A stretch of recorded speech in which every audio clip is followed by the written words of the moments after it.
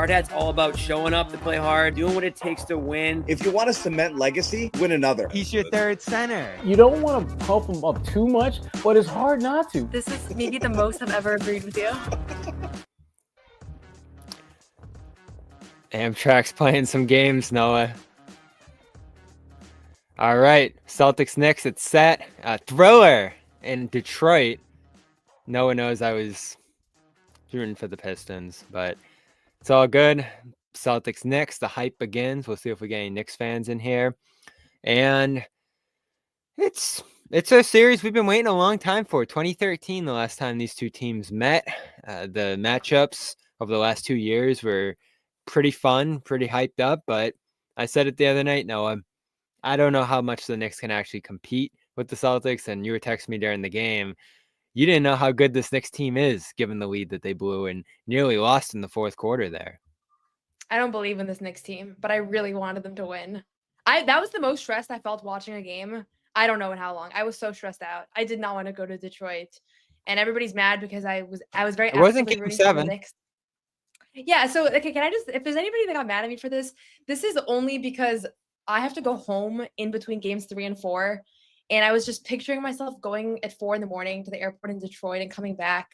My brother's graduating college. I have to be there. It's also Mother's Day. So I had a lot of reasons. And that's the only reason why I tweeted that. Everybody's so mad.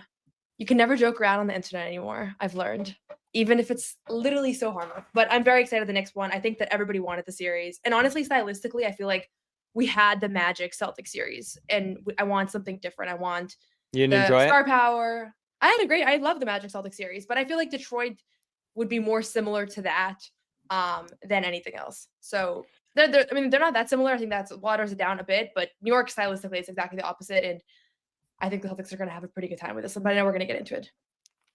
Yeah, and to me, I said it, I thought Detroit would challenge them more. We can get into how much the Knicks will actually challenge the Celtics here.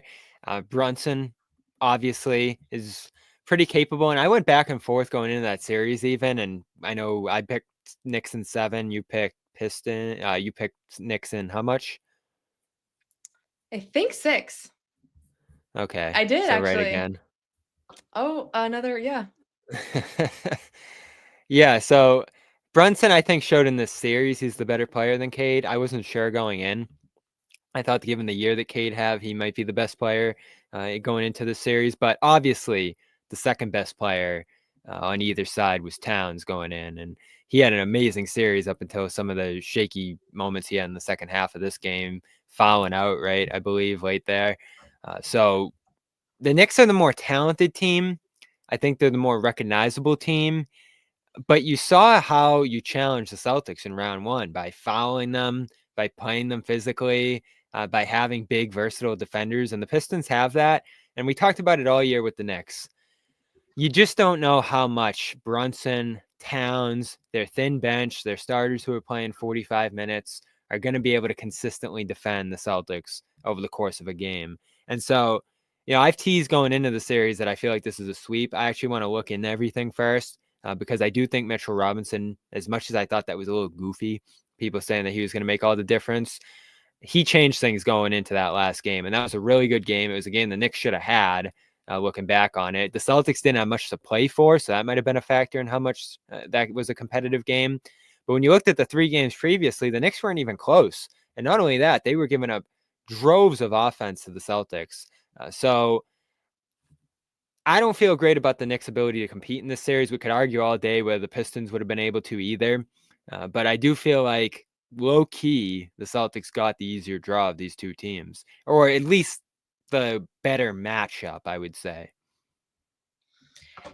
Yeah, I'm going to be overly confident in the Celtics in any matchup, with the exception of Oklahoma City and Cleveland right now. And even those, I feel pretty good, but I'm going to be overly confident. But just looking at this New York team, you have to look at just defensively. I thought there were moments where they were leaving Detroit shooters open, and I was picturing to myself, having just watched 5 games of Celtics Magic, I was like, oh my gosh, like if this is how they guard Boston, and granted, they could change things, but just defensively, I don't think they have a pathway forwards to containing the Celtics offense, assuming that the Celtics have a normal sequence, which one of the things that's interesting is the Celtics players were not slumping in the first round. I've done a couple of radio hits over the last few days, and I keep getting this question of like Pritchard and Hauser were in a shooting slump. Like they actually shot really well. Everybody's shooting well. It's just that they were limited in their ability to get shots up. I think against this New York team, you're going to see those 3-point numbers shoot way back up because I just don't think they have the personnel to do anything about it. So I don't want to get overly confident because I do think what we just saw Jalen Brunson do effectively just grab a game that they had already lost and turn that into a win. Like you got to respect that. And they have, him, and they've had some other clutch time heroics in the series, but just looking at their personnel, looking at how these teams have matched up, I don't know. I don't see a way that New York gets more than one game in the series. And again, anything can happen, but that would be my educated guess. So against New York this year as a team, they shot as a percentage here, 50% from the field, 43.5% from three. They drew 17 free throws a game. Oh, wait, this is their opponents. No, yeah, this is their opponent. So, yeah, they shot amazing. They drew 17 free throws a game in that matchup. And again, they blew them out pretty badly in the first three games. We all remember opening night where Tatum hit like 10 threes. The next game was fairly uncompetitive too. The third game was a little tighter at MSG, more of a rock fight, but the Celtics were able to win that style of game too. And beyond the stylistic advantage I think they have in this series, if it's going to be an offensive battle, which it looks like, I think you also feel good about them winning close games because these could be close games given the way the last one panned out, given the scoring talent that the Knicks have here, and more physical games because maybe the Knicks do ramp up the physicality and say, all right, they're letting stuff go. We saw what the Magic did against them. Let's use that as a way to counter some of the stuff the Celtics are doing here. They could play bigger with Robinson and Towns, a combination we didn't see a lot during the year. But I feel good about the Celtics being able to counteract all of that. I'll pull up some of the individual numbers here as we go along, but Tatum was great in this matchup. Brown, in back of my head, was pretty good in this matchup. Porzingis was obviously out of this world, especially in the last game. I think that was the most points he had in a game for the Celtics, that last New York game. So this is a good matchup for pretty much everyone across the board. The one, I'll still look at the bench. Like Cornette wasn't great last series. Hauser couldn't get shots off like you talked about. Pritchard wasn't great in this matchup during the year, if I remember correctly. So maybe that's an area where the Knicks can bridge the gap a little bit with Robinson here and some of the other guys coming off their bench. But starters straight up, it's Celtics. Yeah, that's the thing. And I was a little underwhelmed by the Knicks bench. I thought Deuce McBride is somebody that I've been high on at points when he was kind of sort of first breaking through, and he really didn't do much in the series. Karl Anthony Towns, so up and down. Like tonight, I felt like he was pretty much invisible. And just, it was really all the Jalen Brunson thing. I think the thing that is interesting about New York is they might be the most like heliocentric team in the NBA as far as it's really all about Jalen Brunson, and it's really all about what he does. And he lifted them to victory today, but it's also, having watched him play a ton over the last few years, he looks like a tough guy to be teammates with in a sense sometimes because he does dribble the ball so much. He does like really, he is the guy that like kind of just dominates everything they do offensively. And he's so talented that sometimes it works out, but I can't imagine that one player is going to, like, I haven't seen one player beat the Celtics. You know what I mean? And so I'd love to have Jrue Holiday back because that's going to make a difference as far as how they can guard him in the backcourt. But I just don't see a world where one guy can do this, and they rely on him so much. Like I can't think. Can you think of another team that has one player that they rely on as much as the Knicks rely on Jalen Brunson, and just as far as the scoring load and the usage rate and everything? Jokic. Yeah, I guess it's different because Jokic is such a team, like he's always looking for the pass first, so it involves everybody else. I think, and this is like, again, no shade to Jalen Brunson. There's things I like about his game, but I feel like he passes as a last resort sometimes, and that's like the big difference. He passes when he doesn't have an option, and you saw tonight, like it works because he can create space, but that's the thing. So I'd love to have Jrue Holiday back, though. I really would, because I do think Jalen Brunson's given Pritchard some trouble defensively over the years.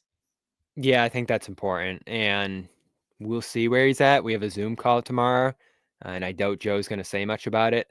So I think we're going to be up in the air until Sunday when we have a practice and when we actually see him out on the floor after practice, if we do at all. So we don't have an availability with the Celtics in person until Sunday. So we're not going to have a look at some of the guys and how they're doing physically there. I think that's the case for the Knicks too here. You'll be curious to see how some of their guys came out of the series. Towns looked beat up at times. Brunson, throughout the series, I feel like 2 or 3 times he went down in some pain and just kept scoring 30, 40 points.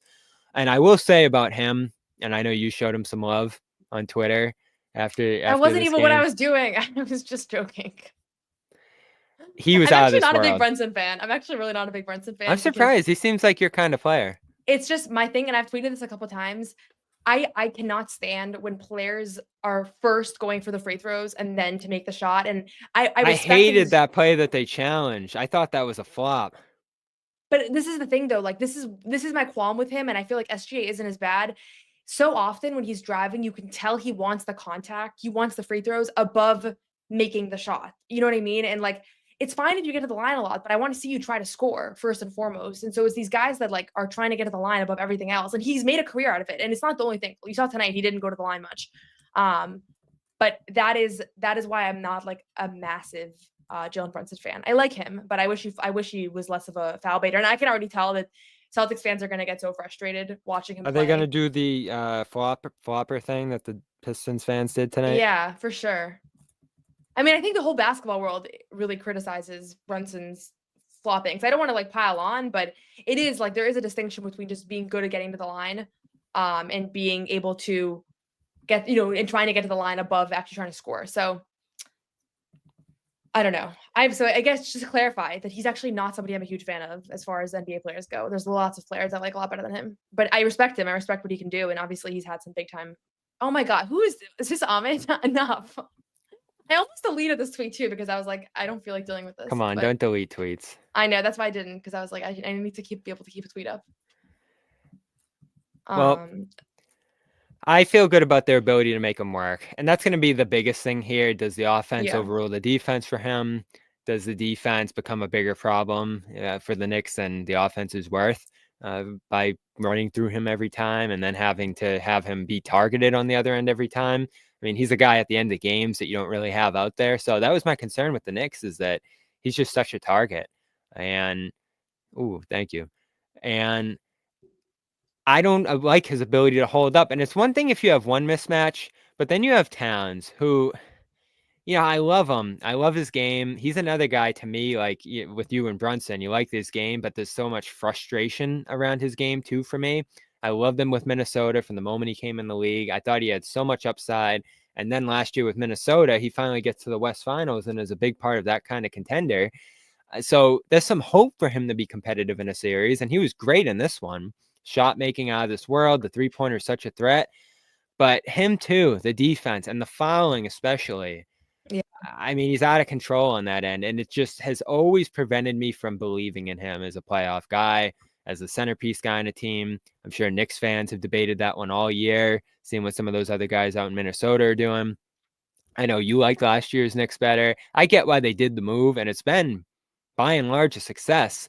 But it's just so crazy to me that a team that was trying to match the Celtics over the summer, made all these moves over the summer to seemingly better challenge Boston, seems in a worse position than ever to actually do it here between those two guys defensively. Potentially. I mean, I think the vision for New York remains, right? You have, in theory, OG Anunoby is a guy that at points has guarded Tatum well. Do I think OG Anunoby is going to be able to contain Tatum right now? Absolutely. I don't think that at all, because I'm seeing, the way that Tatum was able to navigate Orlando's defense in that series gave me a ton of confidence in his ability to go up against anybody. So that I'm not kind of buying. I think the question that Mikal Bridges has this defensive reputation that just has not really been as much of a thing in recent years. Like, I know he was a good defender on the Suns, but he's not like a real stopper. I don't think he inflicts like fear on anybody. I'm thinking like Jaylen Brown. Like that's not going to be much of an advantage for New York there. And so they are going to have to be perfect. Their margin of error is a lot smaller than Boston's. And that's what happens in these series. We thought the same thing with Orlando. Orlando had to be perfect to compete against the Celtics. And there still really wasn't, even if they were perfect, it was hard for them to come away with a win. And we saw that because I did think they played a pretty good series. So can Karl-Anthony Towns, emerge into the star that he has been at points in his career? Can Jalen Brunson go berserk for 6 games? Can, Deuce get McBride get hot off the bench? Like, they are going to have it all come together. And it's possible. That's why basketball is fun, right? Like more unpredictable series have happened. Like nobody had Miami beating the Celtics in 23. So like, I never want to be like, oh, this is over, right? It hasn't even started. But if you're lining up these two teams, this is as favorable of a second round matchup as I think you can expect to get. And I was watching the Pistons. I think the Pistons would have been a tougher series for them. Oh, you agree? Yeah. Well, Pistons also, we'll never know. I have to say, like, tip your hat off to them. They did not quit in this game. So many times the Knicks were up by 9 and it should have just become a 15-point lead. They should have, made that push, and they kept making plays to stay in it. So that's a scary thing. And I thought to myself when they were about to win, I was like, they have a fight in them that's hard to teach and it's hard to quantify, but you see it watching them. So New York has it too in a different way, but that Pistons team was impressive considering they were literally the worst team of all time last year. I'm so bummed about the way this one ended because I won one more game of this, and No, I was going to be so miserable for 3 more days. My dad was rooting for the Pistons. I was like getting mad at him. I was like, I need you to change your tune right now. And then he did. I was and then rooting for the Pistons. Yeah, I think I was like amplifying the text you were sending me or making me even more mad. And people, can we just acknowledge, because there's a bunch of questions here about Jrue Holiday and about this hamstring. I can't even find them anymore, but they were all up there. We don't know when Jrue got hurt. Joe has been asked. He was asked on the radio yesterday on his weekly appearance on 98.5. Bobby asked him. He's been asked a number of times. That made me feel the radio thing that he didn't, because he's been on the radio going, usually, on the radio he usually opens up a little bit more. All he said was that Drew's getting better and that he's working hard to get back out there, and he didn't give it like a grade or a severity. I rewatched game 2. There was not one moment that I could find. That's what I said. Like Jrue extended his hamstring or anything. He never looked hobbled. So either he woke up and he had a strained hamstring, or he was working out and pulled something in warm-ups or in practice. Like that happens. People forget, but like these guys also are working out and we're not watching. So I don't know. All I will say is the fact that he was questionable for the first game is like is somewhat of a good sign, but I don't like the fact that he was been immediately ruled out of games 4 and 5. So I have a medium level of concern just because you can't play through hamstring pain. Like it's not like, oh, you can play through this bruise or through this ankle sprain. It's like, it's dangerous and you don't want to play through it and tear something. So they have to kind of be cautionary. So that's my concern. Everybody's saying it's the dunk. I don't think it's the dunk because he would have looked like a little hobbled. The only dunk of the year hurt him. Everybody's saying it's the dunk. I've been saying it all over the place. That was in that game, wasn't it? Yeah, but it was earlier in the game. So I mean, he played the whole fourth, so there's no sign from that game that he was hurt. And then the final minutes, he's still driving to the basket. I thought maybe like there was a tiny sign of it on one of those drives, but it wasn't enough for me to say anything. Yeah. So yeah. I mean, it's possible. It's all possible. We don't know. I will say though, I think if there was a moment that he came up hobbled and is like limping off the floor, I'm more likely to think it's a more serious strain. The fact that there isn't something like that is somewhat encouraging. And also, this is like, again, not super scientific, but like watched him walk around during game 4, like talking with the officials, and he seemed to be walking relatively normal. So his gait, they never look normal walking. Everybody always has a limp in the NBA. But I think it's possible he might miss the first couple of games. I wouldn't be shocked. So that's where I was just about to go. If it's a low grade, you're talking a week or 2, right? So it could creep into the start of the series. So if he's not out there for game 1, I wouldn't panic. But if it is a higher grade, you are talking about probably 3 to 4 games in the series at least. So I think there's a good probability he misses at least the start of the series just based off the timeline, because he'll be like a week-ish out from that game 1 by the time this one starts, right? Game 3 was on last weekend, right? Was it a Friday, Sunday? I'm mixing up all the days. So game 2 was on Sunday.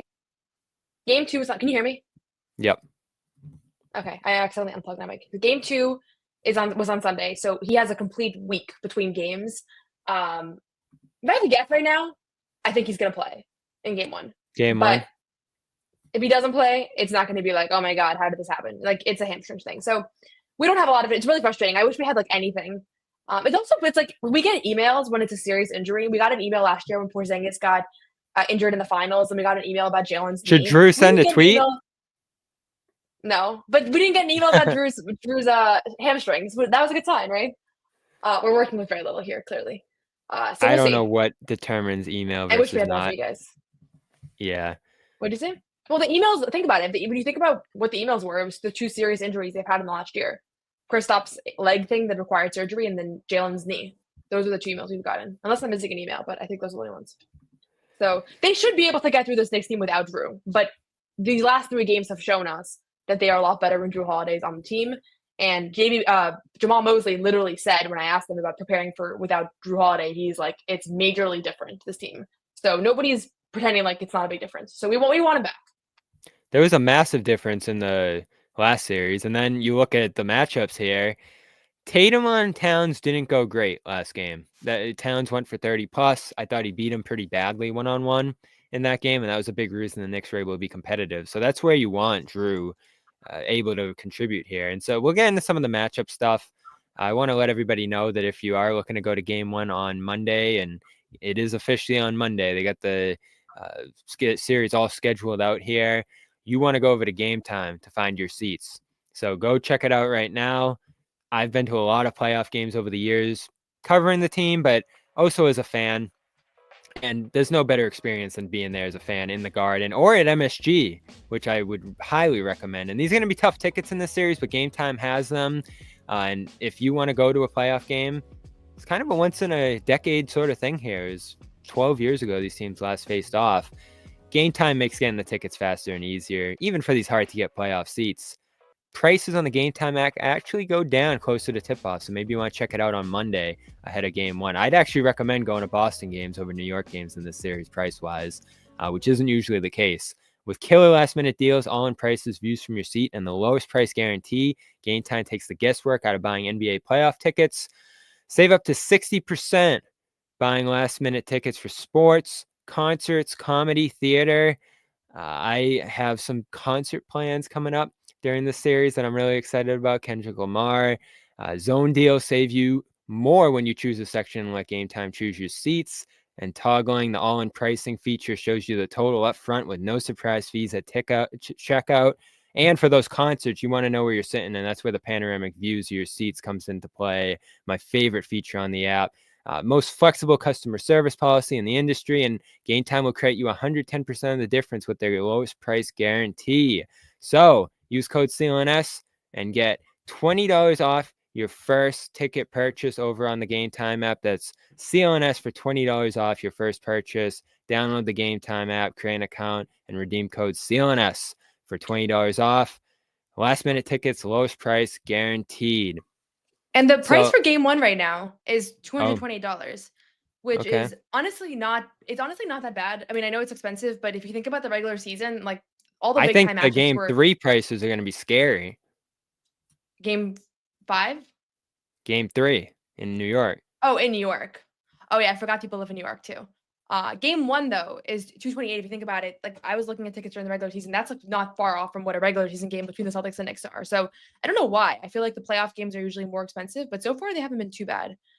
So that will be an electric environment. I'm sure Madison Square Gardens will be even more expensive, but both gardens will have great games, I'm sure.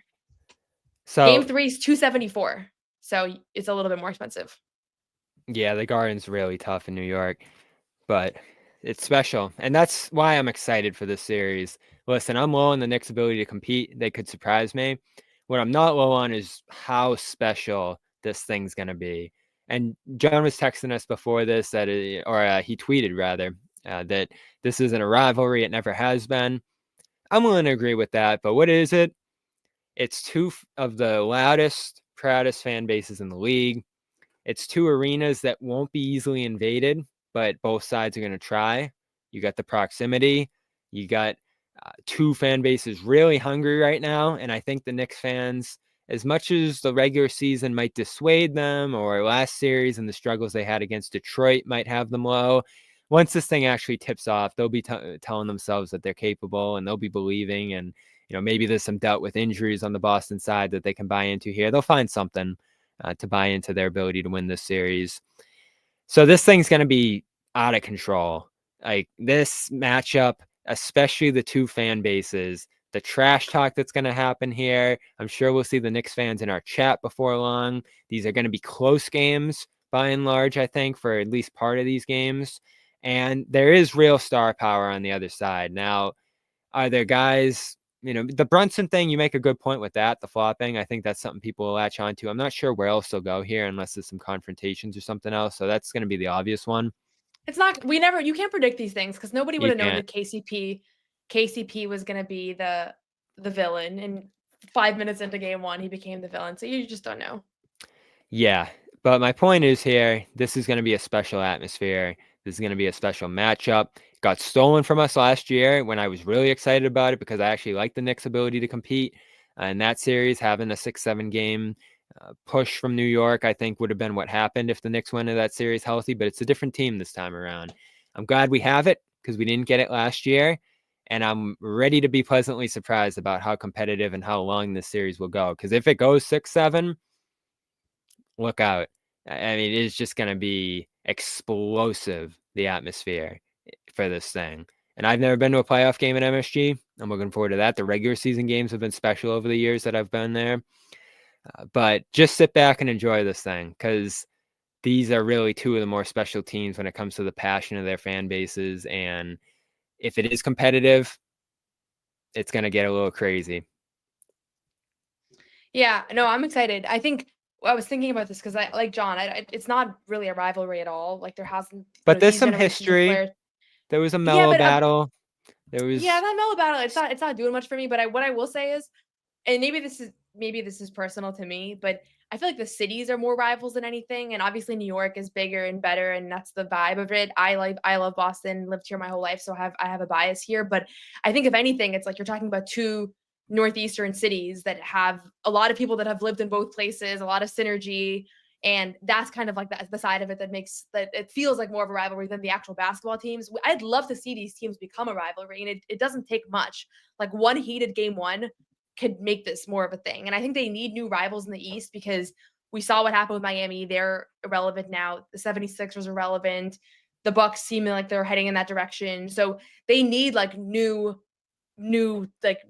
teams to have kind of regular playoff battles against. I think Orlando's a team that maybe that was the beginning of something. They'll see them again in the future. I didn't feel like much build up with Indiana or Cleveland last year, even though both of those teams they faced. I didn't seem like there was much juice there.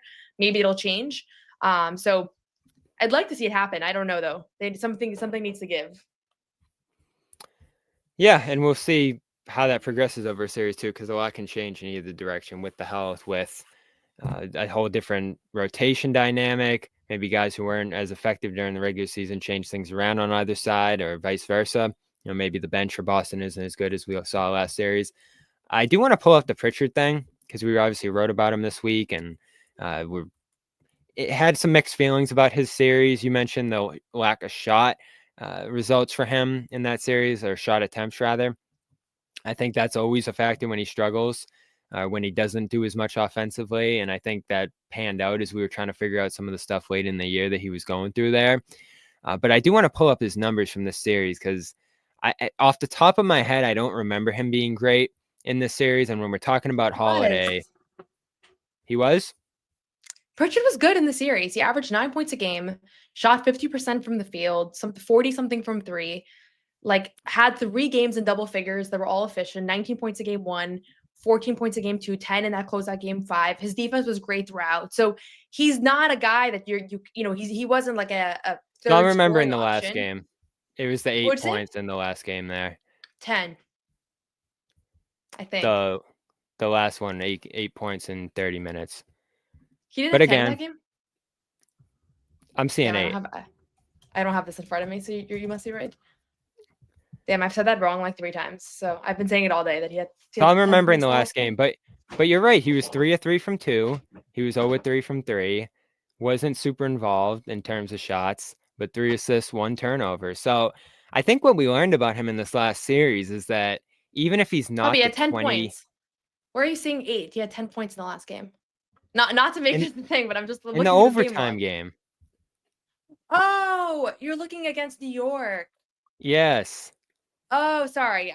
Everything I just said was about the Magic series. Okay, I'm actually. Oh, okay. I thought I was dead wrong, and you. I was like, why are we? I was like, how are we looking at different numbers? Okay, my bad. So all the numbers I just rattled off were not about New York. So we should look up the numbers. I don't have those off the top of my head at all. I was bad. pulling them up, and I I was was like, oh, I don't shit. want to argue with you at 2 points, but I'm looking at a 10-point stat line. My memory's Okay. usually pretty good, and I don't remember him playing great in that Knicks series during the year. Okay, let's look at those Knicks numbers. Can you pull them up? My computer's I'm gonna crash trying. if I pull them up. Reference isn't moving well for me either. So we'll get him in a minute here. But yes, 8 points in the last game against the Knicks. And to your point, which you've made all year, and I think is right, it just was a matter of shot attempts for him in that. Now, I think part of the reason he doesn't get shot attempts sometimes is when he's playing a little bit more with the starters, which in this game he was 30 minutes. You're going to be out there more with Tatum and those guys. I don't think those guys look for him as much. I don't think they get him as involved on the ball as much. And obviously that's going to be the circumstance if Holiday's out at the start of the series. So he's going to be important. He's a swing guy in this to me. Porzingis is another one. You know, what he does coming off that series, I think he mentioned a good point coming out of that series is that every series is going to be different and every matchup is going to be different. And I wouldn't be surprised if he flipped the switch at all. White is a guy I have a ton of belief in this series. So those are the three guys around Tatum and Brown that you're looking to step up. But really, with how good Tatum and Brown have been in this matchup, if those guys are giving you something on top of them, that's when this thing becomes a blowout and it's easy wins. So that's another reason I don't feel as low on this series as I did last one, is because there's so many ways that the Celtics can beat them. Yeah, I agree. And I felt the same way with Orlando. I don't know that I feel like much more confident in the Celtics' chances against New York. I probably feel pretty similar. The Knicks have just so many more weapons offensively than Orlando, even at their best.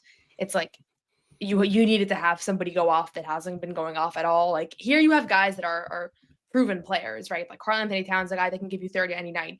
Jalen Brunson can go for 40 any given night. Mikal Bridges had a great game today. And I think today he kind of actualized the vision that you are hoping to see from him. So I think that's the Knicks' saving grace, is that in theory, like if everybody is at their best offensively, they actually can give you a ton.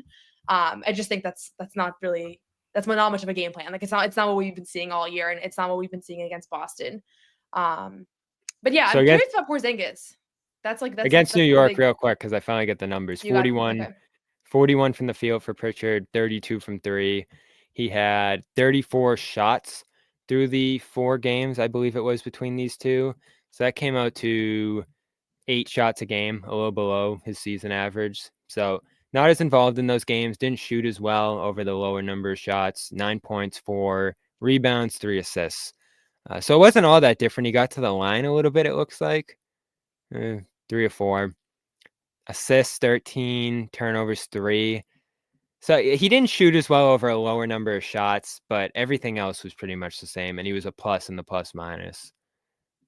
So it's not a huge concern. And you know me, no, I get a little more worried with him than you do because you have the ultimate belief in him. But just something to look at. Yeah, I think just honestly, as much as he was great, he was 6th man of the year and all that, like he's usually not going to be the end all be all. He becomes a lot more important with Jrue out. That's the thing. Yeah, that's why I highlighted him. Yeah. But I think the big question is if Tatum and Brown can keep playing the way that they've been playing, and I think they should be able to, teams they're not gonna, New York's not gonna guard them the way Orlando did. Like they're gonna double more. They're gonna force them to become more playmakers, and it's gonna open things up for Pritchard and Hauser and all those guys. And I think that's what you didn't see in the first round. And as much as we're sitting there being like, can Sam Hauser get going? Like that was Orlando's game plan. They took those guys out of the action. And I don't think New York has the personnel to do that. And so we're not going to see that. I think if I had to guess right now, I think Tatum and Brown are going to have maybe slightly lower numbers than they did in the first round. And other guys are going to be more involved. Again, it all depends on how they end up defending the Celtics. I think the big thing that's going to change is Porzingis is due for a much better round, because he was great in those Knicks games, and he really struggled obviously versus Orlando. And I just think he likes playing against his former team. He thrives in Madison Square Garden, and I don't think this is a bad matchup for him from a physicality standpoint. So that's one thing that I'm kind of think will be maybe a change here for them. So Mitchell Robinson tonight, 1 point, 13 minutes. That's the big difference I think Knicks fans are going to try to lean on here versus the regular season, is that Robinson only played 1 game. That was a very close game. Again, the Knicks should have won. They haven't gone to that double big lineup with him and Towns a ton, so it's a possibility that we just haven't seen He had a great game in game 4 of the Detroit series, or game 5 rather. 13 points, 11 rebounds, 2 blocks, 2 steals. And what I'll say about him, even through some up and down health, doesn't feel like Tibbs has wanted to use him as much as Knicks fans have wanted him to throughout the course of this season. When we were sitting there at MSG in that last game, and I've had so much doubt about that take all year, I'm like, Robinson, really? Like, this isn't like one of the best centers in the league coming back here. This is just a rotation guy. But the way he switched onto the perimeter, and he's really good at that, the way he can get on the offensive glass, the way he can rim run, and the way he moves Towns away from center, which I think is the important thing here. Those are factors, I think, that can make this a little tighter if they get to it. And I don't know why they don't get to it as much. Is he not able to play 30 minutes? Is he That's what I was a wondering. liability I think defensively? I also don't I know don't know. from a health standpoint or something there, because obviously he has been limited if they're managing his minutes, or I don't know. Because he, at his best, he has been a problem for opposing teams. I still think He's Isaiah physical. Hartenstein. Yeah, I still think Isaiah Hartenstein was much more like, I was very scared of that guy for the Celtics last year. And will be if they face him in Oklahoma City. So he moved to another relevant team. Yes. And he's part of what made Oklahoma City better this year, in my opinion. So, yeah, and people are saying here, Hacker Robinson. We haven't seen Joe do it in a playoff environment, I don't think, but he's certainly happy to get some bad free throw shooters on to the line. I think we've seen that. I don't remember doing that a ton in general outside that Drummond one that we all think of, but he's certainly going to go there if it's. Was it just for the point differential? Yeah. Maybe he doesn't like to. There's actually not that many players in the NBA anymore that are that bad at free throw shooters where you want to do that are all on the floor. We saw the other day with Steven Adams, but it's just. He's 68, 52 for his career, so he's been a little better this year in the games that he's played. Oh, that's a big difference, actually. But it's probably not a ton of shots. In the playoffs, he's 27. So he's not great. There's defense, he doesn't move great, I don't think, laterally in the pick and roll and all that. I think that's a problem at times, but he's better than Towns, I'd imagine. So that's something they got to get to if I'm them. And here's another thing I want to mention in this series. I just don't have faith in Tibbs matching up with Joe.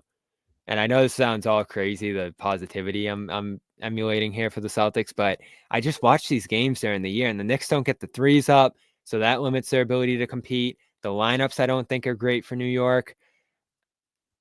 The minutes, I know there's a good report, and I think The Guardian, about how it actually doesn't wear down on guys, and how it's a little overrated. I know Scal's always said that about Tibbs, but you just look at 40, 45 minutes for all these guys, and just intuitively you're like, it's probably not great. You saw them look exhausted tonight in this game.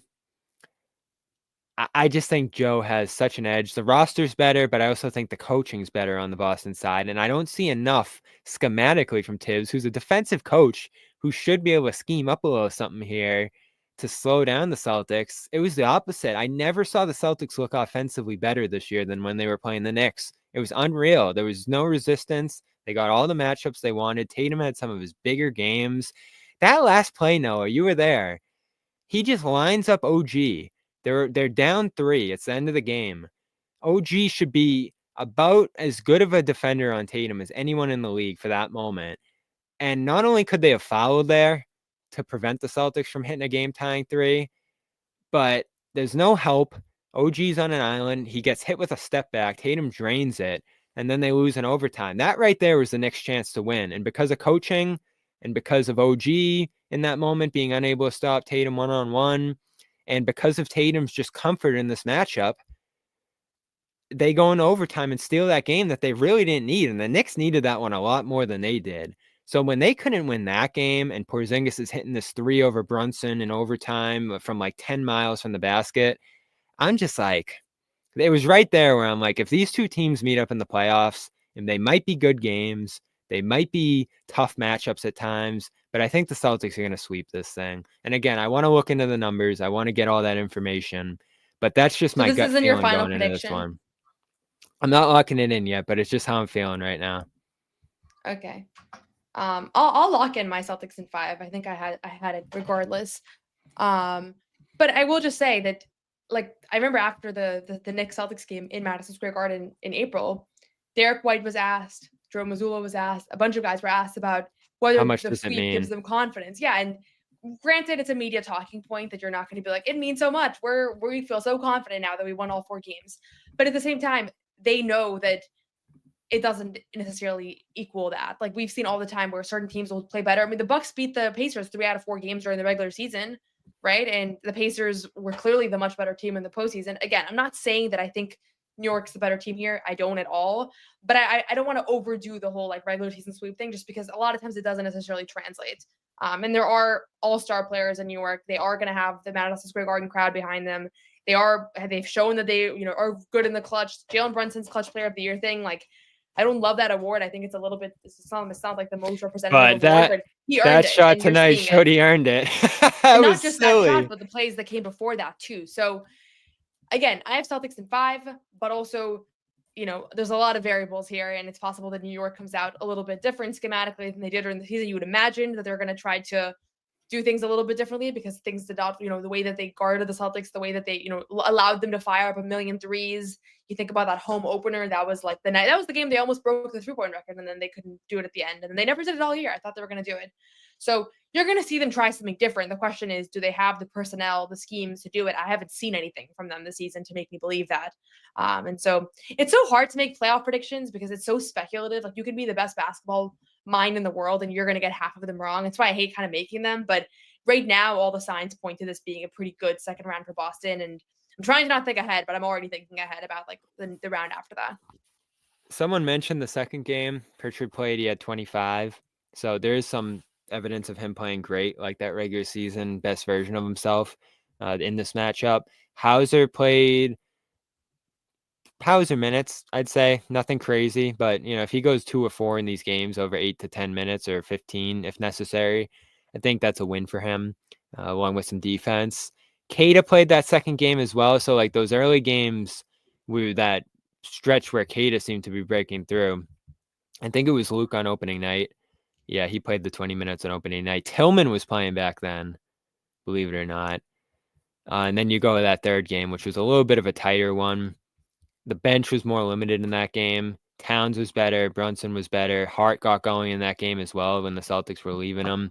So I think that's another thing you watch for here is how effective he can be, because I think that's going to be the Celtics' first instinct is to try to make him take threes, make him do a lot. But he can get downhill, so that's tricky trying that on him. Bridges, to me, just left so much to desire in this matchup. And he was the guy they went out and got to try to make this a better matchup for New York. And I've said all year, maybe he should go to the bench. I don't think that's going to happen here, but someone in that lineup to me always looks like they're a little underserved. You mentioned how much Brunson has the ball. I think that's hurt him. So, yeah, I mean, Bridges showed tonight what he can bring to this team at his best. Like yeah. he was really good in this game. They need him. They need him to be great to compete here. Yeah, they need him to be great. They need OG. I don't get OG Anunoby's offensive game. Every time I watch him play, it looks like he doesn't. I haven't watched enough of him to understand exactly what it is. He didn't play as well in the Boston games, but he was great in other games during the year. Yeah, and in this series going into tonight, he was averaging 16.4 points per game. So he's been their third leading scorer. But a lot of it comes down to whether or not Karl-Anthony Towns can be a star.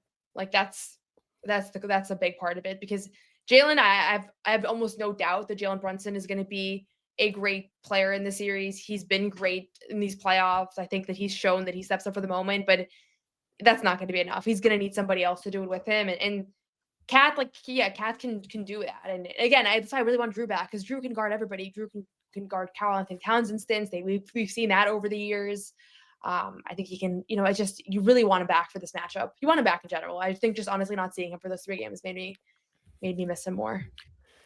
Yeah, and we'll get deeper into this. The Towns thing, I think, is a big one. Brunson's going to be good here. There's almost no doubt about that offensively. Can they defend? That's a big question. How healthy are the Celtics? I think that's probably the swing factor for them in this one, if this is competitive or not. If all their guys are rolling, it's probably not going to be much of a series. But it's going to be a lot of fun, and that's all I have to say about it for now. I wish we got a 7th between the Knicks and Pistons to give us a little intrigue there, but Beasley had that ball on the wing there, and he just dropped it. And that would have been a great look for the win from 3 there, for the tie rather. They were down 3. So Knicks are moving on. We got Knicks Celtics Monday. There were a couple news items today I want to hit on before we get out of here. The big one, obviously, the more concrete one, is that it looks like Bill Chisholm's sale is going to go through here, and he will become the owner of this team over the next week. Front Office Sports reporting that, and they sorted out all the doubts that I believe an Axios report put out there over whether private equity money was going to be too much here and whether the NBA was going to allow that. This story is saying that they're overrun with money now and that there's been more investments and they figured it out. And I guess that puts Chisholm in a majority position. Now, how much is that? They didn't say. And I think that's still my big question with the sale is how much of a final say is he going to have this thing in this whole dynamic going into the summer, especially with Wick still floating around. And it was funny hearing a source in this story, Noah, say they're overrun with money, because that's what Wick's been saying in his radio appearances and all that stuff, is that they're just flooded with investment money right now. So I think it's a positive that this thing's working out here, but there are obviously still questions about what this new ownership group is going to be like. And we won't know any of that until they actually take over. And is that now? Is that this summer? Is it 3 years from now, as they've talked about with the Wick thing? That's all going to be hard to tell. Yeah, all I know is that, I think the saga will be maybe over sooner than we thought. I didn't know if it was going to be more of a back and forth drawn out thing. Knowing that it's expected to officially happen next week means that I think that'll just be it, and it'll be officially announced. And we've seen him. He's been around. He was here for the playoffs. We met him during the regular season, Garden Report listener. And so I think there is a question around whether he is the kind of the face of the sale because his story is great, because he's a fan and he has been around the team and all that. I told them we're not going to take it easy on him. I know. So we'll see. I haven't thought about it too much, to be honest, like exactly kind of who else is in the ownership group. I'm sure there are people that have looked into it a little bit more. But I think it's overall a good thing that this is not going to be a drawn out process. I expected it to go longer once you started seeing some of the concerns around the legality of the sale and the league looking into it. And maybe this report is not the end all be all. So, and Pegs was still floating around too if it failed. Yeah, like, there were and a lot he's of pretty. things. And Front Office Sports is a pretty good source typically, so pretty reputable for as far as sources go. But we'll see. Yeah, so that's that on that front. And then Shams comes through today and reaffirms what I thought was some good reporting originally from Jake Fisher about the nature of this summer coming up for the Celtics here. And, I've kind of touched base on this a little bit too, trying to figure out where this thing's going in the long term here. And I think change is inevitable this summer. And that's what Shams was getting at here. I know you and John mentioned that we already knew that. I think what's new and interesting here is that it's another report pointing toward Jrue and Kristaps Porzingis as the potential money-cutting options this summer for this team. Yeah, those names came up, I believe, in the TV hit he did here. Oh, really? Are you sure? Jrue, I believe so. I thought so. If I'm wrong, I'm wrong there. But Fisher did mention Holiday previously in his report. So I think when you look at this here, that's the name I think of, especially because Porzingis is on a 1-year deal going into next year. So, like, if you wanted to keep him and figure that out after that, I guess you feasibly could. What I don't know is, like, the line you're getting to this summer. Like, is there a dollar amount that there's going to be a mandate for? Whose mandate is that going to be? Is that Chisholm's? Is that the investment partners there? Is it just a money thing, a budget thing that is going to come down to it now? Because obviously Wick has said that they've lost money, over recent years here. So in my gut, I think there's just one cut this summer and they try to keep everything else together. And a lot of it's obviously going to be decided by this playoff run and how that goes. I think a lot of it's going to be decided by how good they feel about players stepping into that potential player's spot. But what I've said all along is I'm most confident in obviously Tatum being here. Just knowing Brad through all these years I've covered him, I think he has a very deep investment in trying to make the Tatum Brown thing work above all else. And I think White has shown his importance to the level that you're pretty certain he's going to be here for the long term with everything he's done. So That obviously leaves Porzingis, who's been hurt for a lot of these runs and who they've played Horford in place of and had great success. Horford's a free agent this summer, so that's another moving part. And Fisher reported in the story I mentioned earlier that his starting point could be $6 million out in free agency, which is a little bit above what I think a lot of people assume, which is he might come back for the minimum this summer. So that's another thing you're thinking about here. Did Fisher report that his market value is $6 million, or His that's what he market value. wants? Oh, I would think it's more than that. That's the 6 mid-level, million in right? today's NBA, that's nothing. I mean, he's like a starting level playoff player. Like that's And obviously the last time they signed him, it was 20, 10 a year. And even then at that time, you're like, ooh, but it worked out great. So he's done pretty much what Horford's done throughout the second Boston tenure over the last couple of years on that extension. He's definitely not a minimum player value-wise. I think we can all agree on that. But even Jalen Brunson Muse knows that Al Horford is a $15+ million a year player. I know if he goes out and really pushes things.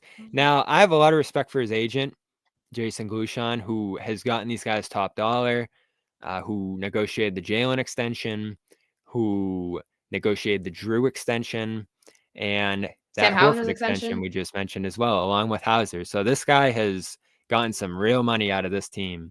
And in my mind, I don't think his mindset, unless it's Al's, is going to be, let's just cut him a deal and stay here and have some fun. So I think there'll be a real negotiation this summer. I think Horford would be in a great point of leverage with the team here. So that moves things a little bit, as he should, right? None of these guys should be cutting breaks for these teams. Cornette's another interesting one to me. Can you keep him at a minimum again? Or is he going to be a guy who gets mid-level attention? I think he really showed he could be a backup center in this league rather than a third center. So that's all a long-winded way, and I want to hear your thoughts, Noah, of saying something's going to break here. My thoughts is first and foremost that this is I hate that Shams opening his mouth, this is no hate to Shams, but he goes on TV on a slow news day. He gave us a segment, Noah. I don't want to do a segment. I want to talk about the playoffs. Like, I don't understand why him saying something that we all know, and I agree with John here. I told John, this is a good moment for us to agree on something. That, all he said was there's probably going to be a move this summer. That is the expectation. I could report that. I could have tweeted that this morning too. People in the organization think there's going to be a move. We all know that, right? That's not new. I think a lot of it is going to be based off of what happens this playoff run. Like, if they win the title, I think you're in a different spot than if you lose in the second round. Like, those are two very, very different outcomes to head into the offseason. So that's one. But two, again, there was no new reporting today. So the fact that all day I'm seeing reporters respond to it and fans respond to it, and we have to do a segment and everybody has to aggregate it and kind of list out their thing. He literally set the media agenda today, and it's just fascinating to watch because when I wasn't in media, it was like I didn't pay attention to closely how these things happened, and all of a sudden you're like, oh my God, everybody's talking about how the Celtics have to blow up this summer.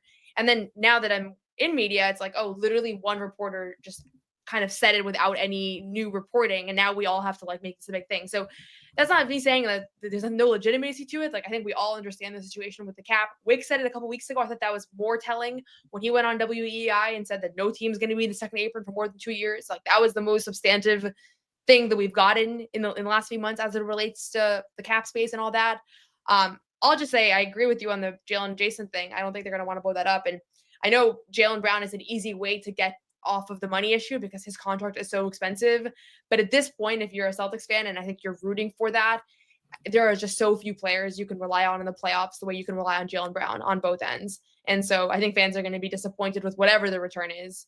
And some of the other pieces are more replaceable than Jaylen Brown is. Like, as much as people, I think have had their frustrations with him over the years, like, he is a finals MVP. He was so critical to that. Even in this first round, you see how impactful he can be playing injured. So I would be very surprised if they got rid of one of those guys. But again, I'm annoyed that we have to even talk about this in the middle of the playoffs because it was like, if you had new reporting, then fine, but he didn't really have new reporting.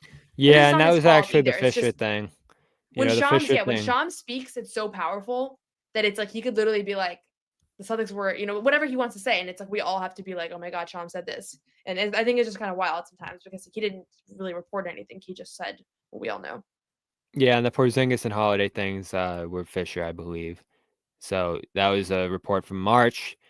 I think it was a great one. I think it was very, very, I think, grounded in reality here is that those are the two luxuries here to some degree. And I tweeted out earlier, and we've discussed it a little bit too, Noah, just based on this year and, forget all the Sham stuff here. I feel good about Pritchard becoming a starter on this team next year based on what he's done, if that's the road they have to go. I feel solid about Luke moving into a backup spot if that's what they have to do. Horford starting through the course of a year is a little dicier, but they could probably build in some Kata minutes as they did this year, or maybe another center or 4 or 5, hybrid comes in to help ease his load during the year, because obviously you don't want him handling a full starting load after the way they've managed him great over the last couple of years here. So that would be the concern with moving on from Porzingis. The Jrue thing, like you said it earlier, Noah, you saw how important he was last round. Everyone knows how great he is. He just won the sportsmanship award today, right? Like everybody loves him. Which I have to say, shout out to Jrue for winning that award, because I always watch the referee interactions and he has a way I about said him that of too. getting, Yeah. like it was fun to watch him argue with refs this year and do so with the ref like beaming as he walked away. So Tony shout out to Jrue Brothers, Holiday. right? That was the moment Yeah. I was remembering. Yeah, I So was yeah, thinking that too. he's so important, and he makes this the best backcourt in the NBA. He makes this team by and far the best team in the NBA, at least given the totality of what they've done over the last 2 years. But this year, he just took a little bit of a step back with some injuries, with some shooting lulls. He's 35 next year, I believe, right? And he's on this deal that through 1 year doesn't look amazing. Can I say that? I'm just laughing at this comment. Like, this can't be your nightmare, I wish that was my So nightmare. this is what I'm getting at here. Do I want to see Porzingis go? No, I love Porzingis, and I love what he's done for this team, and I think if they could I love figure out a way interviewing to, him.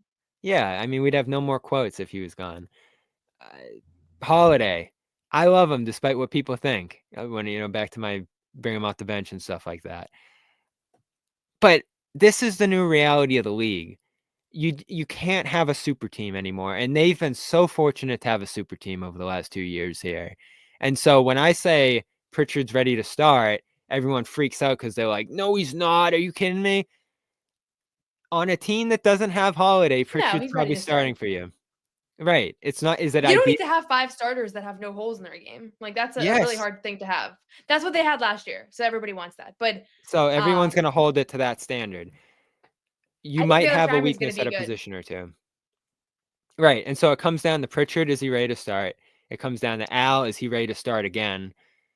And Luke being able to fill him up more full time, or back him up rather more full time. And Shireman, who I was about to get to, who you mentioned there, is he ready? And I think Fisher mentioned in the piece there that there's some thought that Shireman could step into the role Pritchard's in now, if Pritchard did step into a starting role. And that's what excited me about him throughout the second half of the year, is that he showed the flashes as a ball handler, because everyone keeps saying he's here to replace Hauser. He's not. He's a guard. He's a guy who dribbles. He's a guy who creates his own shot and could potentially create shots for others down the line here. So I don't know whether to feel good about him playing a lot more next year, because we just didn't see it a lot this year. But that's another thing. In this league now, with the second apron and all that, you're going to need the Shiremans of the world to give you something. And so that's going to be the first test for them next year with their development and some of the guys deeper on the rosters, whether Shireman can turn into that. Obviously, there's the Walshes, and JD's got a team option next year. Could he step into a backcourt role? But to me, Noah, without knowing anything, without even knowing for sure whether they're going to have cuts this summer, to me, the first thought is Holiday. I don't have a first thought, because there are 10 teams still in the playoffs. And I think that this is a conversation that can be pushed off, honestly, until then. So Holiday, he's on an expensive contract. I think his value is a lot higher than most of us realize. And you saw that even when I was asking around about, like, how do people step up in Jrue's absence? Everybody was like, we didn't, we couldn't. Like, it's not, like, that's not a thing. So yeah, I mean, they're going to have to give up somebody, right? But again, it's a lot of it is also about who has value. Like, It's not just about who you want to give up. Like And he Pritchard has a has good 3 more contract. years at 40. Yeah, Pritchard Right. has a great contract, so nobody wants to trade him because he's like the only guy that's making below Everyone 10 million keeps in saying rotation. Hauser. I can't see it. Would I be stunned? No, but like he's a good value player. I don't know why But again, the people are question so is, but quick Rob, to. you might have to give up a good value player to be able to offload somebody that people think is overpaid, right? Like you might have to Okay, give up that's fair. Pritchard because teams want something in return that they think is a good deal. So that's why it's so hard to predict these things. And I'm sure there's people out there that are much better at it than I am as far as being able to see these things coming from, in advance. But right now, I think it's like the contracts that seem really expensive are not necessarily the ones that are going to be easiest to offload because you have to find a good fit. And I think Jrue has such an enormous value in the NBA still. So I'm not saying that as I like a think slight so to him, too. which And I've looked I into. keep thinking about Jrue on the Magic. He would be perfect there for them. Like they must be. I think fiending about for him on him. the Spurs. Like I think about him He'd in be a lot great of on a lot different of teams, players. but Does it again, actually work? like roster changes could also mean something smaller than. Again, we don't know. We don't know. I just feel like we You have could no get actual something back. reporting. Yeah, but if we were covering one of 20 teams that are out of the playoffs, we could do one of these every day. But it's like I just don't get why this had to be the discussion all day today. It's like we have so 'Cause much to talk about. It's looming. The I ownership know, and change, I people love think. trade stuff. I see the views on the trade articles, and people love the free agency trade offseason. Like that has more momentum for people than the actual game sometimes. I know, I and just this feel isn't like the one you want to think about. 2 years ago, you no, had all these guys. You were so fortunate, and the Holiday thing too. Like, what a miracle that they added him, and they all came together like it did. I think they needed that to happen too, to have the team that they did that year. So, I'm not knocking any of these guys and trying to no, trade it's not. anybody It's away just like necessarily. It's just what's coming this summer, and you have to talk about it. You have to be real about what the situation is here and the reporting. And Shams is a guy who gets stuff right. Fisher is a guy who's very reputable here, and we have a couple reports now pointing toward a breakup for this team this summer, which wasn't certain before. So is it great to but talk again, about it we didn't between actually need those series? reports. We didn't actually need those reports though, because Wick literally said it himself. No one's going to stay in the second apron, right? He said it. So that's until somebody has something new for me. Like I don't like again, this is no disrespect to Shams or Jake Fisher or any of these reporters that have been getting things right their whole career. It's just there wasn't anything new. Like that was the big headline when Wick said it himself I think on the he said it radio. because the sale's official now, and Yeah. this might be a group that's poised to go in this direction. And so that's what makes it new to me. I don't know that for sure. I've heard going back a while that they're going to take this year by year, and that a championship could maybe influence keeping more It of has those to. together. Like And if in they theory, necessarily somehow Bobby, happens. if you have another championship right now and Jaylen Brown has another monster playoff run, you don't go into that summer like say he's finals MVP again, right? You're not trading Jaylen Brown. You're not trading a 2-time finals MVP. So I'm saying like we just You're right trading now Tatum. you're not trading Tatum ever, right? So the point is that we just don't know how this is going to No, go. I'm just kidding. Porzingis could struggle the whole playoff run. Holiday could struggle the whole playoff run. Holiday could miss the whole next round. Like it's all so variable to me that it feels like such a this is like the worst time to kind of think about this because we're in the midst of like all the things that will determine Right. how things shake up. I get it. I don't think, according to the fans, that it's deflecting from the Lakers' loss.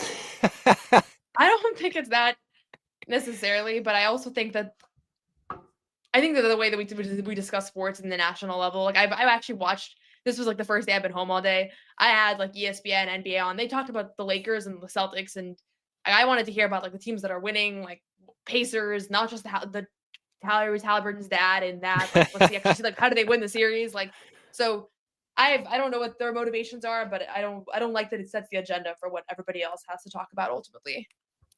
That's fair. It does slow down.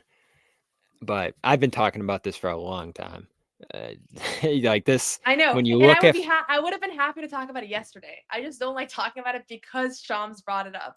Like it's Yeah. a valid topic. Like, and the fact of the matter is that like we understand that the money doesn't. I mean, the contracts are ridiculous. This is an unprecedented roster as far as I went on a luxury rant tax, about everything. this about a month ago where I was like, and it goes back to the Wick comment. It's not the second apron. If it was the second apron that was the problem, they'd be staying in it because they don't need their draft picks and they don't need the mid-level exception and all. It's the money. It's $500 million. Now, back to your point about the championship, and this is a factor here too. I think I heard that they made $500 million last year winning the championship, and that was like a smash hit record for them. There was just money like shooting out of their ears after that finals run. If they do that again here, maybe that does change the budget a little bit. Maybe that does change the finances of this thing a little bit. Like the distance you go in the playoffs, especially for them with the arena factors that we've kicked around, actually is a real tangible thing that could change X amount of money coming in and how much money you have going toward next year and all that stuff. So I think that's real when we say if they win a championship, maybe things go a little differently here with the roster. If they lose this round to the Knicks, I think all of a sudden you're really looking at the prospect of significant change here. So I do think how far they go in the playoffs it actually comes is down to it. there. Absolutely. So And you'd how love it to keep this happens team too. together. Yeah. Yeah, for sure. And this playoff run might change how you feel about different players. And unfortunately, Jrue's hurt right now, and we'll see what his status is going into this next round here. I think it's a big, big factor of how competitive the series is going to be. Like you've mentioned, Noah, you want that guy available at the start of this thing. He's maybe their first option at guarding Towns. He's a shot maker, all that stuff here. So we'll have updates on that hopefully starting tomorrow. We have a Zoom call, so I'm not feeling great about an injury update on him. But we will be in the building on Sunday when they're practicing ahead of Monday's game 1. And I don't believe we have times yet, do we? No times. I think they're probably waiting on the Western Conference games so that they can figure out their TV schedule, is what I would imagine. But Any early thoughts? Any early thoughts on Cavs Pacers? That'll be a fun series. I'm giving the Cavs the edge because they have just been such a dominant team this season that I'm going to go out of respect. But when you match up the teams, the Pacers are tough, and I thought they were impressive in the first round, and they've been impressive for a couple years now. Like post All-Star break, they were one of the best teams in the league. So I probably pick like Cavs in 6 or 7. But I think the Pacers are going to give them a run for their money. Yeah, I want people to look What's at your what take? Neesmith did round 1 for all the Neesmith fans Yeah. out there. He was awesome after a pretty injury-riddled year. So they're a likable team. They pushed the Celtics hard last year, and I think the Cavs want to take notice of that because they push you with the pace, with Halliburton playing well. His finish to that game was out of this world. They have some size between Siakam and Turner. They're just so competitive and so hard to guard. Again, we're kicking around, though, what was the hardest series of the last 2 years. The Magic one got in the conversation last week, but I still think the strong case is that Pacers series was the toughest challenge the Celtics faced over the last 2 years. Yeah, probably. I mean, Joe said it a million times. Like that was a really tough series, and I think it was. I know the Lakers have a joke about this, but it really was like as competitive of a sweep as you can get. Nembhard is awesome. He was one of the best players they faced in that playoff run last year and moved to the championship. So would never have predicted that. But so yeah, Indiana was good. They're a fun team, and I think they're so random offensively that it poses a challenge as far as how you kind of address them. But Cleveland's been so good this year, and Cleveland was so dominant in that first round. And I didn't draw too much from the first round because they were playing a Miami team that had looked like they had quit. But I think it'll be I think series. It was a little bit of both. It was how dominant the Cavs were, and they were all year. Best offense in the league, but also how bad the Heat were. And I think the Heat were the first team ever that were a 9th or 10th seed to make the playoffs. 10th seed, yeah. Yeah. So they won below under 40 games. So that's weird to have a playoff series between a team that won 64 games and that. So it was hard to draw much from it. I think we'll see. I'm very locked into this next round between the Cavs and the Pacers because for obvious reasons, but I'm also very curious because I just don't know what to think of this Cavs team. I want to see them in a competitive series like that. Yeah, I think they're 2 of the 3 toughest teams left for the Celtics here, and they'll only face one of them, obviously. I think it's going to be the Cavs. I'd probably lean Cavs in 6. Could be 5. I am very confident in them in this series, even though I think it'll be tough.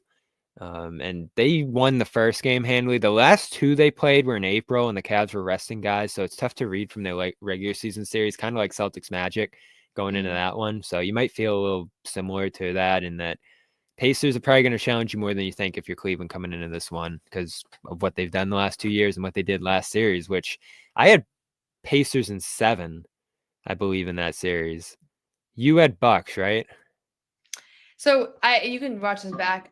The Pacers were the better team. I just had this weird feeling that Giannis was gonna lift them to a victory. So I I said it just was a want to bad make sure take. we write down the third time you were wrong this year. Okay, but I said it was the wrong take in the moment. So I knew it was wrong. Okay. I just I couldn't believe that Giannis was going to lose another first round series.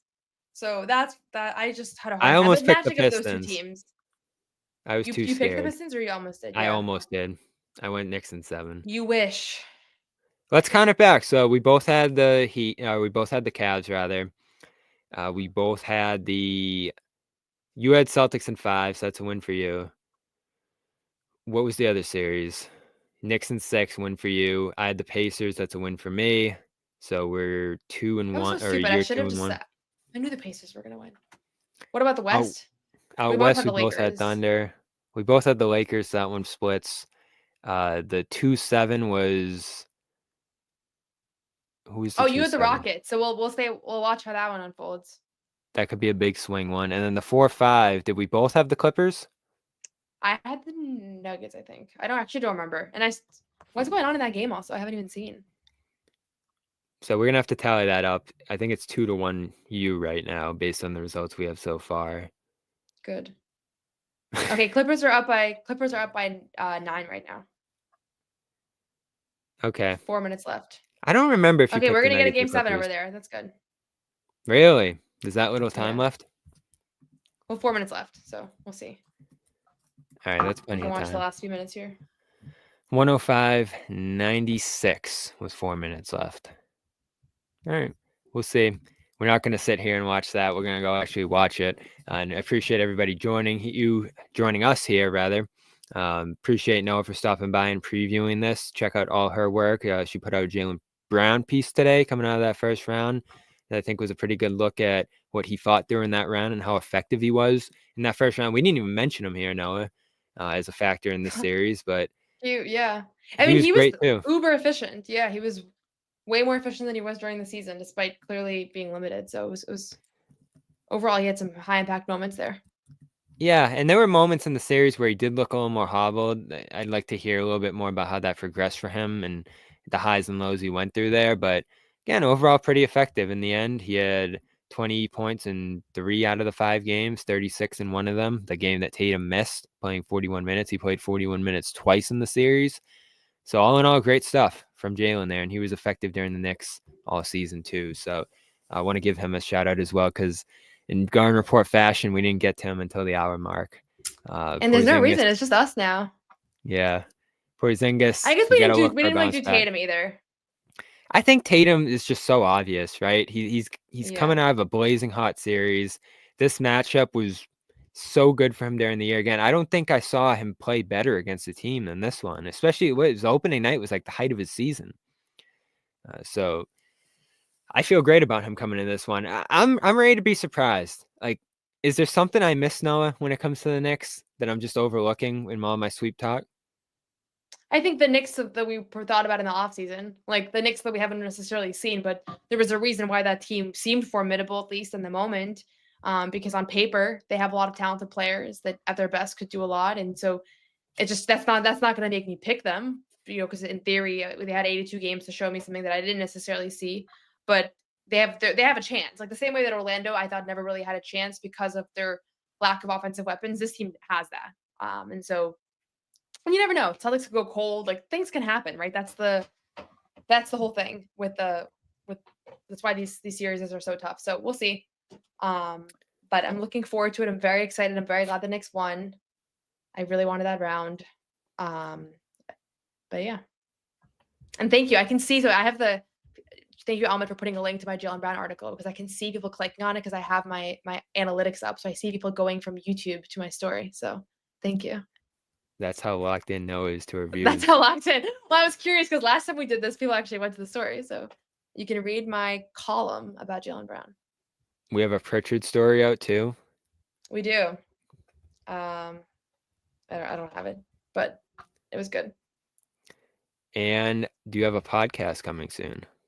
Yes. You got Boston podcast. You can subscribe to my YouTube channel, turn on notifications. I'm going to be going live, I think, hopefully between now and the playoffs actually beginning, and then I have a post-game podcast after every game.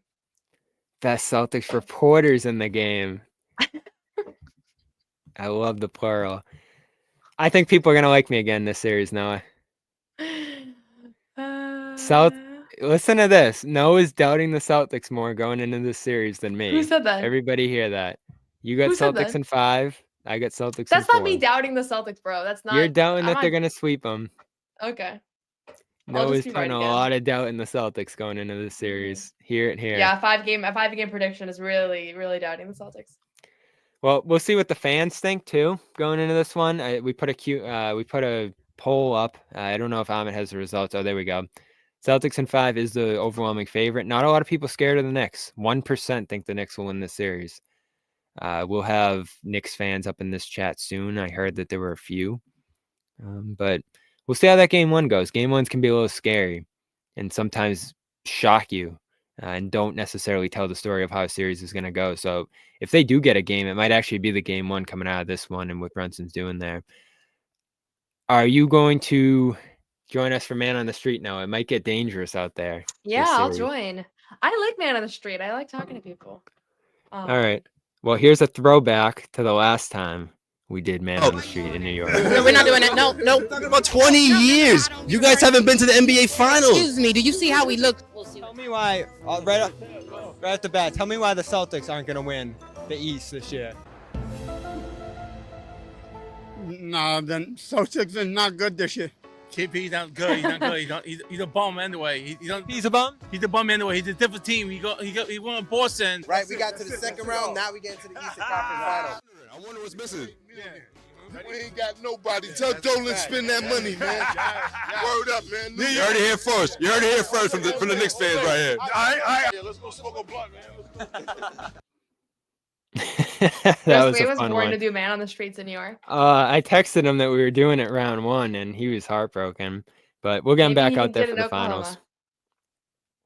I wonder how many Thunder fans will be on the street for that series if it ends up happening. I can't help looking ahead. If that series doesn't happen, no, I'm going to be devastated with how much hype I've built up over that one in my mind. So Nuggets, Clippers playing for the chance to play them right now. The Thunder have been off like a week already after that first round sweep they had, and like you said, that might go 7 now. So it looks like there's a game 7 ahead in that series on Saturday. There won't be for the Knicks and Pistons. Pistons blew a 7-point lead late there after overcoming an 11-point deficit at the start of the 4th. Just a great game. If you missed it tonight, you're going to want to go back and watch that one. Ridiculous game winner from Brunson. He had 40, and that set up Knicks Celtics Monday night, I'd assume. We don't have a time yet. Yeah.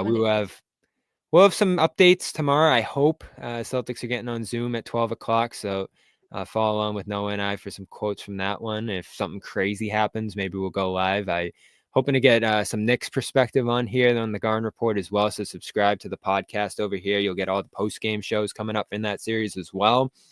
Subscribe to CLNS Media, Celtics All Access for all our coverage of round 2, which is right around the corner now. And maybe we'll have a group preview here as well. Hear from Jimmy, Sherrod, and John what they're thinking about this series now that it's official and set in stone. So turn on notifications for if we do go live. And that's it for us here tonight. Shout out to Game Time. Again, supporting our sponsors helps us cover this entire playoff run. And easy enough. You're going to baseball games. You're going to basketball games, concerts this summer. Get on there and use that code CLNS to get $20 off your first ticket purchase over there. Again, terms apply. Our Discord is rolling now. Once again, clnsmedia.com/Discord to get in there and chat with us. I'll be hopping in there soon to chat with the people because they love me so much. And that's it. Anything else to say, Noah? Nope. Yeah, excited for the series. Thanks everybody for watching us talk about it. All right. Hopefully you also had the game on because it looked like it was a good game. That's it for us. Get us out of here, Amit. No one's sneaking a vegan brownie by me, I'll tell you that. Okay, you know what, John? We're going to do it. You have to feel that way too, Bobby. I have to feel that way? Let's slide Al over and make Luke your first center. Bobby, we gave you Luke an hour early. We're not going to end this on a damn conversation about Luke